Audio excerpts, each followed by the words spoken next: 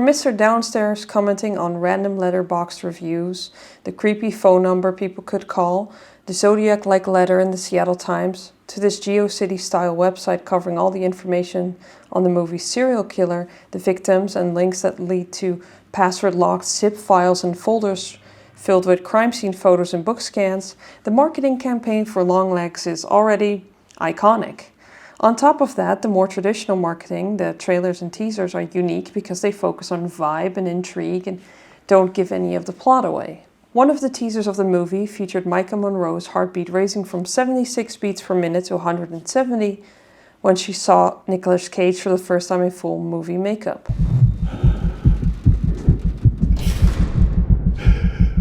But we don't get to see him.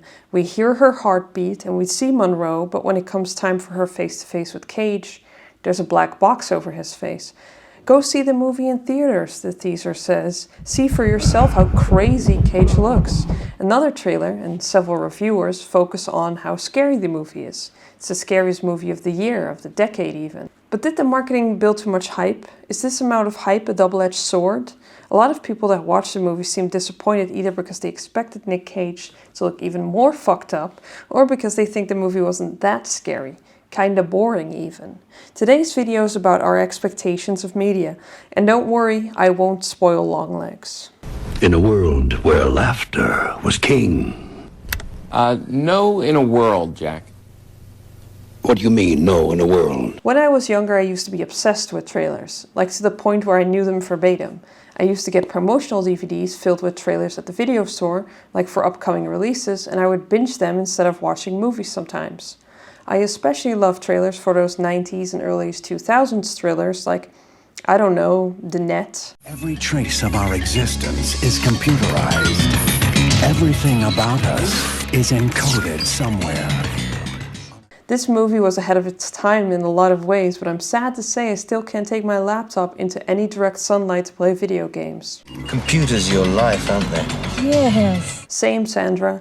Same. I don't watch that many trailers anymore these days because it's increasingly difficult to find good ones. And by that I mean trailers that are mini-movies, building your interest without spoiling the movie or showing the best parts. Funny enough, in Lisa Kernan's book on trailers, she says that trailers give too much away is the most common response she gets to telling people what her book was about. While trailers can be enjoyed as small cinematic texts and are also analyzed as a genre of their own by scholars like Kernan, their main function is still to get viewers to watch a movie. They are promotional material. They are made, however badly sometimes, to get you to watch a movie. Trailers are paratexts of movies. And before I go on rambling about this, some background information on what paratext means.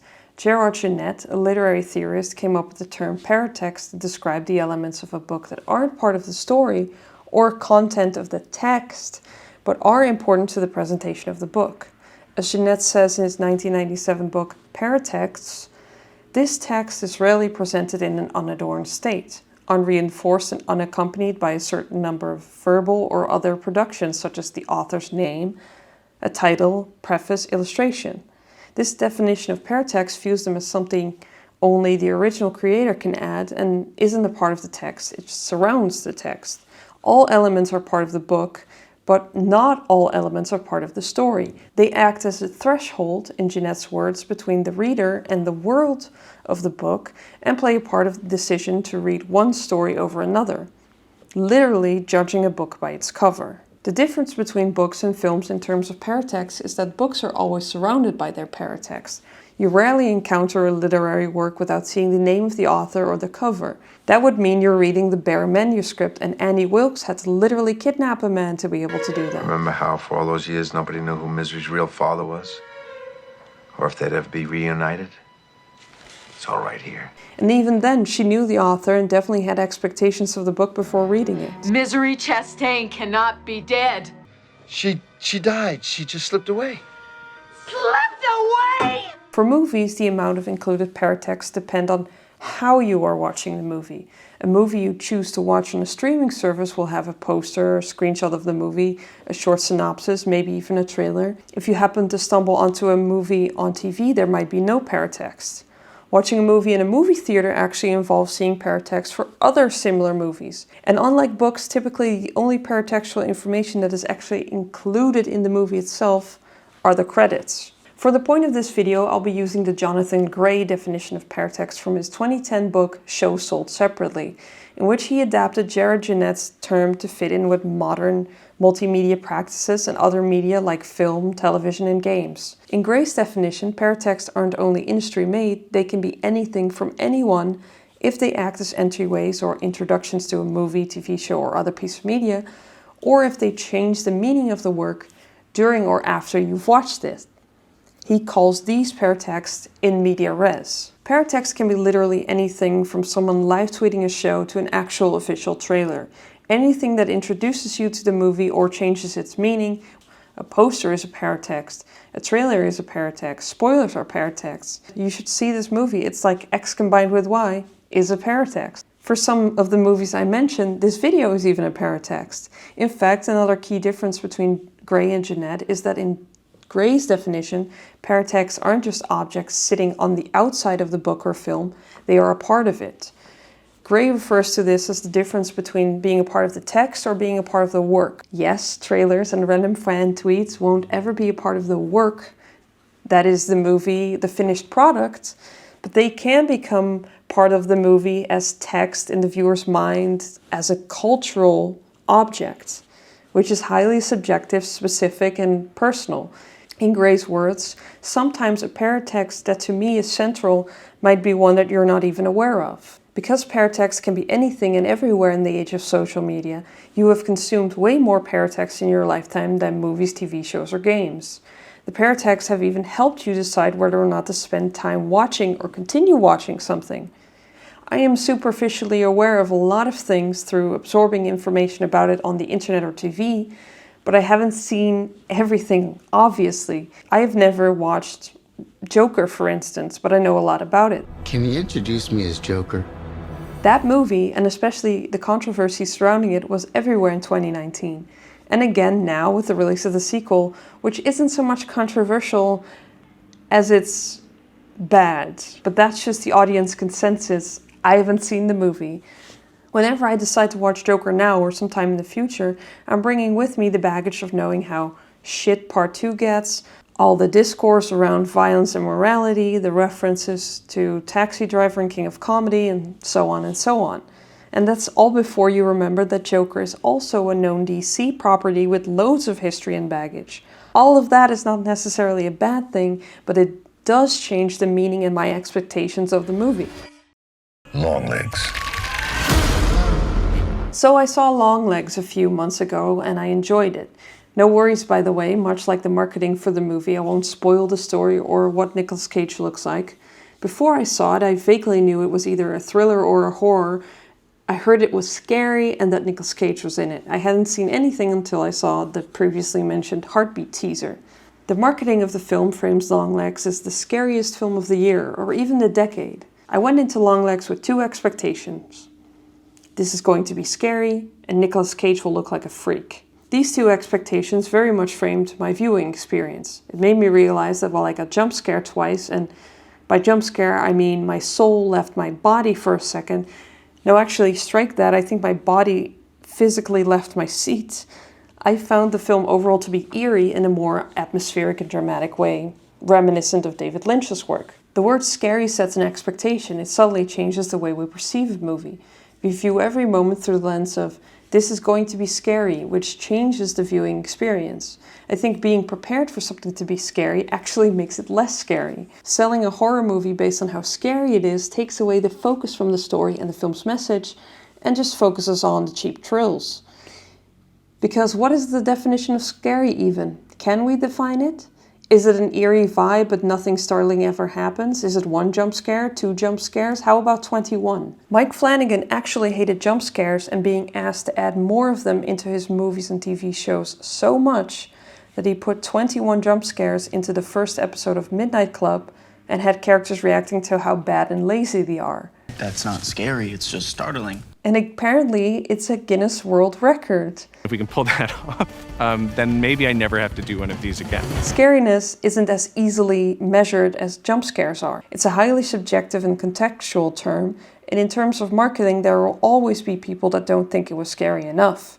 For them, it didn't live up to the hype and the expectation. What is scary now is also not comparable to what was scary to an audience 10, 20 years ago. Genre also sets an expectation. Knowing something is coded as a horror film will give me a different expectation and another viewing experience than thinking something is a psychological thriller or even a romantic comedy. An old example of this principle is the recut trailer PS260 made of The Shining. It completely reframes the movie to look like a romantic comedy.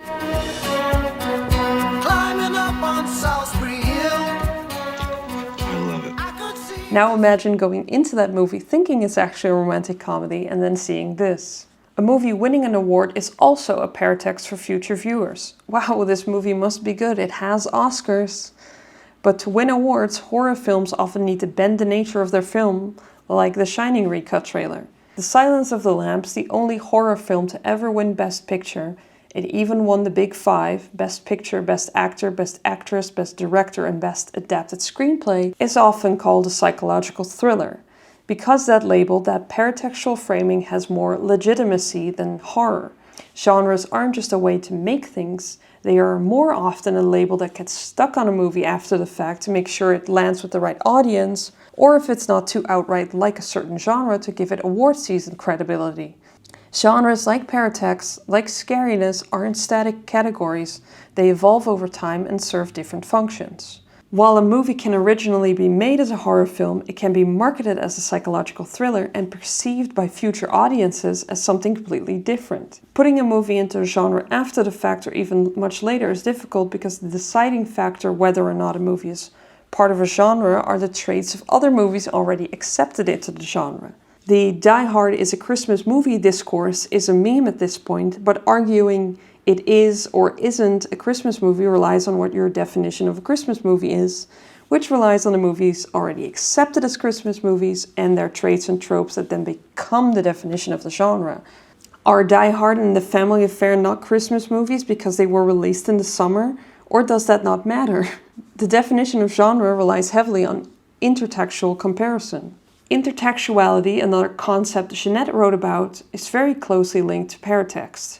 If a movie references another movie, that's intertextuality, but both texts are now also linked paratextually, because one can be the entryway to the other, or can change the meaning of the other, as an in media res paratext. At least to the person who notices this connection, even if it's not what the filmmaker intended. Os Perkins, the director of Longlegs, has said The Silence of the Lambs was a blueprint for a lot of what they were going for in Longlegs. Silence of the Lambs, in the case of this movie, for me, it was a shorthand, right? It's like, how do I help myself in the mission of getting the audience to participate, to feel comfortable, to feel engaged, to access this thing that we're doing? By saying this, or even by viewers making this connection, the text Longlegs is now connected to The Silence of the Lambs. Oh hey, why do you think they chose to highlight this quote? By saying it's the best serial killer horror since The Silence of the Lambs, this trailer doesn't have to commit the cardinal trailer sin of giving too much away. It's relying on the audience to have seen Silence of the Lambs, know its basic plot, and fill in the blanks. Longlegs is actually set in the 1990s, Bill Clinton jump scare, because Perkins wanted to go for a Seven style vibe. He also said in a different interview he didn't want to compare it to a Brad Pitt movie.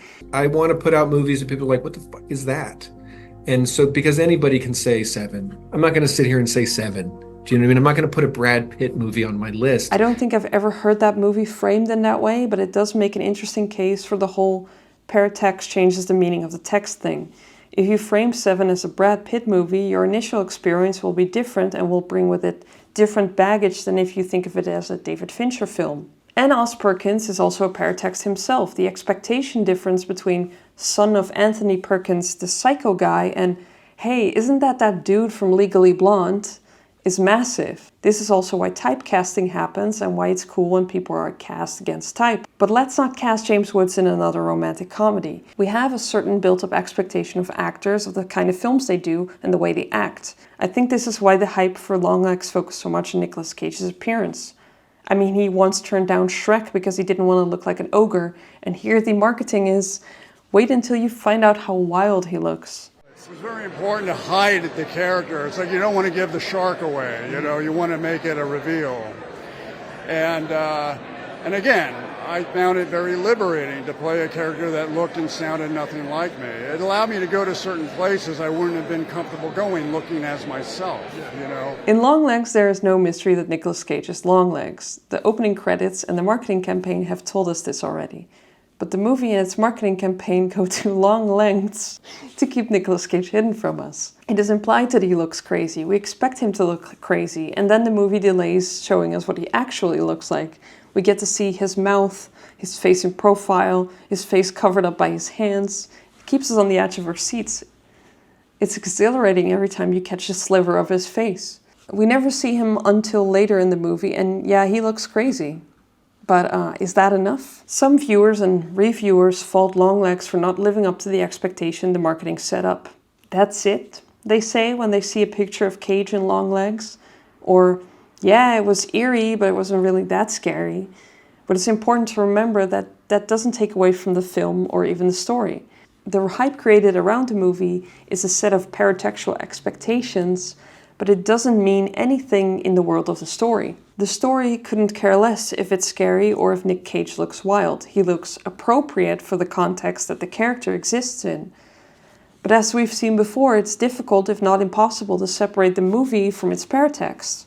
We could view Longlegs, the work, as something that isn't tainted by the discourse and by the marketing.